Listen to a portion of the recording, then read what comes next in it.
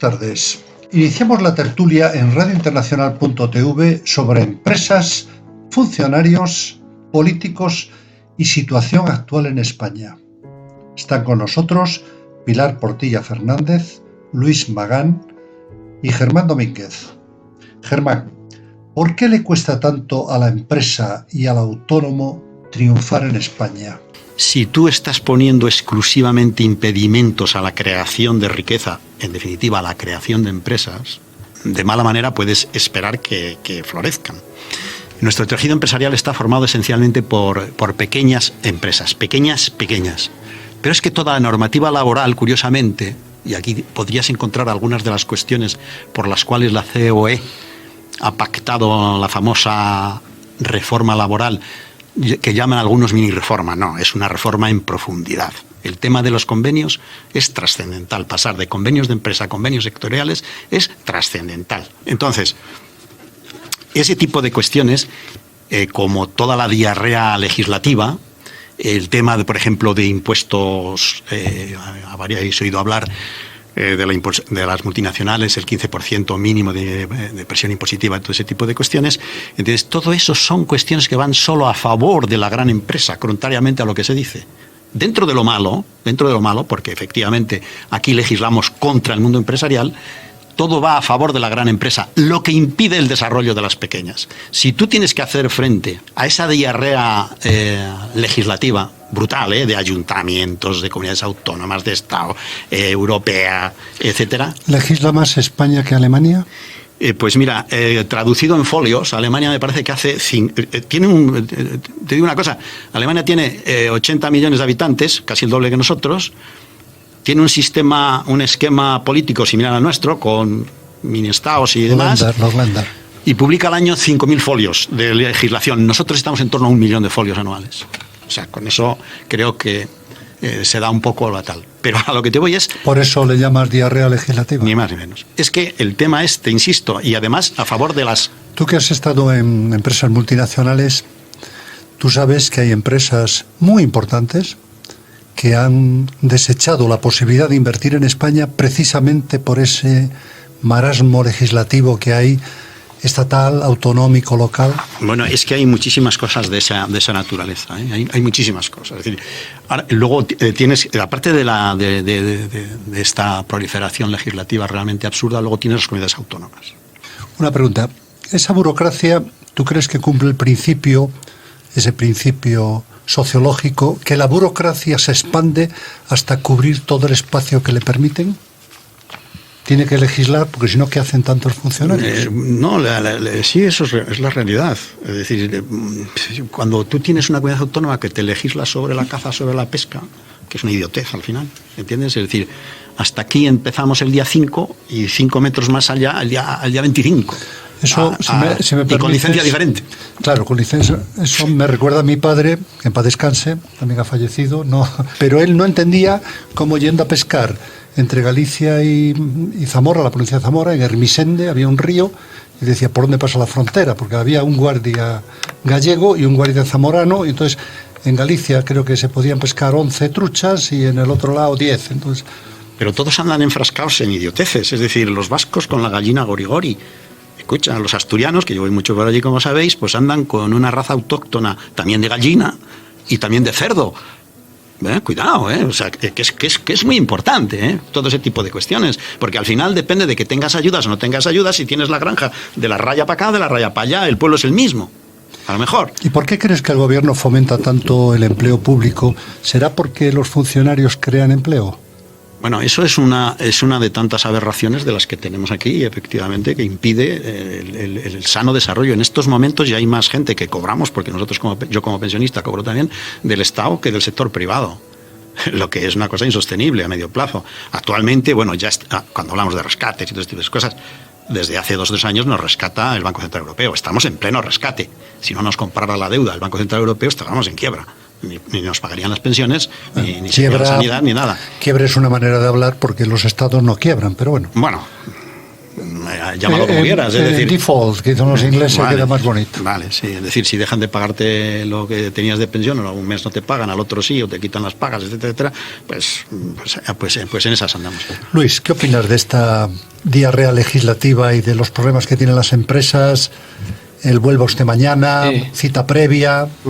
Desafortunadamente es una cultura que está instalada en nuestro país, pero no solamente con este gobierno, sino con los anteriores y con los anteriores y tal.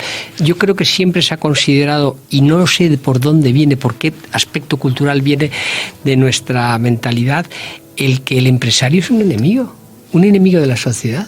Es decir, en Estados Unidos, en el mundo anglosajón, el que triunfa por su esfuerzo, no robando lógicamente, el que triunfa por su esfuerzo se le encumbra. Es decir, se le encumbra y es una referencia. Aquí es un sospechoso permanente. Es decir, yo soy un pequeño empresario. Yo estuve trabajando muchísimos años en el mundo de la comunicación y creé allí una pequeña empresa y él la ha mantenido y ahora la estoy llevando adelante con muchas dificultades. Pero no nos podemos imaginar de las dificultades, como bien decía Germán, de la regulación para empresas que son insignificantes, absolutamente insignificantes, que en definitiva son las que crean, o sea, los que tienen, que son los que hacen la red que sostiene a este país y la que da empleo. Es decir, deberían de concienciarse, pero yo no estoy hablando ya del señor Sánchez, estoy hablando del señor Sánchez, del señor Rajoy, del señor Teo, tal. Deberían de concienciarse de facilitar la vida a todos sus ciudadanos, incluidos aquellos que consideran unos enemigos, que son los empresarios. Decía Napoleón, hay tantas leyes que nadie puede estar seguro de no ser colgado por alguna de ellas. Sin duda. Es que de entrada, cuando te pasas de no pagar una multa y te mandan el reconocimiento, la hacienda pública, y te llaman defraudador permanentemente. Yo entiendo que haya, evidentemente, que seguir a estos defraudadores notorios que defraudan un montón de dinero y tal, pero yo creo que tendríamos que hacer nuestra sociedad, la sociedad, en el siglo XXI. Estamos hablando del siglo XXI, donde los retos son formidables y donde nuestra sociedad no puede estar pasando mucho de su tiempo mirando al retrovisor y hablando todavía de la guerra civil o echándonos en cara a los muertos, cuando tendríamos que estar dedicados, sobre todo todos los gobiernos que tenemos, todos los estamentos de gobierno que tenemos, que son muchísimos, tanto el nacional como los locales, como los autonómicos, etcétera, etcétera, a intentar encauzar un mundo que, por otra parte, desgraciadamente, gracias a sátrapas como Putin, es muy incierto. Entonces, no podemos perder ninguna energía para enfrentarnos a un mundo como el que tenemos y con las dificultades que tenemos. Y si encima, siendo ese mundo como es, de incierto, de peligroso en cierta medida, las administraciones lo hacen mucho más difícil, pues es agotador, o sea, es absolutamente agotador. Yo de verdad me quito el sombrero muchas veces con empresarios pequeños y medianos que trabajan las 24 horas del día para sacar adelante a su empresa y consecuentemente a sus empleados, a sus equipos, a la gente que da, con su trabajo, lógicamente, les da de comer. Yo siempre he definido, Germán, al empresario como aquella persona que no tiene final de mes, porque los trabajadores cuando llega a final de mes cobran. El empresario, y esto viene desde David Ricardo, es el elemento residual de la distribución de los posibles beneficios. Cobran los empleados, cobra Hacienda, que es un socio que todos tenemos, al 20%, al 30%, siempre es un socio, no va a ninguna junta, no se reúne contigo, pero a final de año quiere cobrar. ¿Tú crees que esas pequeñas y medianas empresas que están exportando vino, aceitunas, logística, todo esto con la guerra esta en Ucrania, esto tiene repercusiones, incluso de inversiones que realizaban los rusos que venían a España y que obtenían la residencia por la Golden Visa, que se llama? Si usted invierte en inmuebles más de 500.000 euros, automáticamente le damos la residencia. Todo eso repercute. Todo eso repercute, y los turistas que venían, etcétera, etcétera, pero yo te insisto que esa no es la parte fundamental. Es decir, si tú no tienes aquí un gobierno, como muy bien dice Luis, sea del color que sea, que me da igual, que esté dispuesto a remover absolutamente todos los obstáculos, el tema este es una anécdota. Independientemente de que lo pasemos muy mal, pero es una puñetera anécdota, porque el día que dejen de poner bombas seguimos teniendo el problema. ¿Me explico? Yo, si quieres, me hice aquí un pequeño resumen a vuela pluma, cosa que no suelo hacer. Cuando empieza a fallarme la memoria, me hice un pequeño resumen. Y entonces, en fin, tú ya sabes que yo he estado algo familiarizado con el tema ese de los números, de los balances, con las inversiones internacionales, con empresas multinacionales, etcétera, etcétera. Y entonces, todos los criterios que cualquiera analiza, por ejemplo, de aquí, cuando salen, hay una serie de cosas que te ponen los pelos de punta. A mí, cuando toda la empresa española empezó a ir a Sudamérica, me parecía, en fin, una gamberrada, una idiotez. Lo están pagando la mayoría lo están pagando. En cambio, tú tenías otras. ¿A Sudamérica o a Turquía? O a Turquía. Tú tienes otras. Por ejemplo, no voy a decir los nombres porque no vale la pena, pero de estas grandes constructoras que tenemos en España, que han hecho, que afortunadamente, porque de un país pequeñísimo han hecho lo que han hecho, están reconocidas en el mundo como punteras, gracias a lo que han sabido hacer sus directivos y los ingenieros, los muy buenos ingenieros que tienen, y hoy pueden hacer obras en Estados Unidos, en Canadá, en Turquía o donde quieran. Entonces cuando cogían filiales, todas lo primero que te decían, todas no, las que sabían a qué se dedicaban, dicen, nunca voy a asumir un riesgo país. Haré una obra, si tú quieres, en Nigeria, previo el seguro CESCE, pero jamás voy a poner una filial en Nigeria donde el tipo de turno me la quita, me la pone, etcétera, etcétera, que nos pasó en Argentina, ¿no? Por ejemplo, pero hay otros, hay cosas en Perú, hay cosas en Colombia, hay cosas en Bolivia, de expropiaciones, todavía gas natural, etcétera. Todo eso es seda. Entonces esas cosas son fundamentales. Entonces cuando cualquiera te viene aquí, piensa exactamente lo mismo que estas que yo te estoy diciendo que eligen muy bien su política de riesgo país. Y es que aquí tenemos, primera cuestión, el tema de la energía que ahora está tan de moda. Vamos a ver, esto no es nuevo. Nosotros pagamos la energía al doble de precio que Francia desde hace décadas.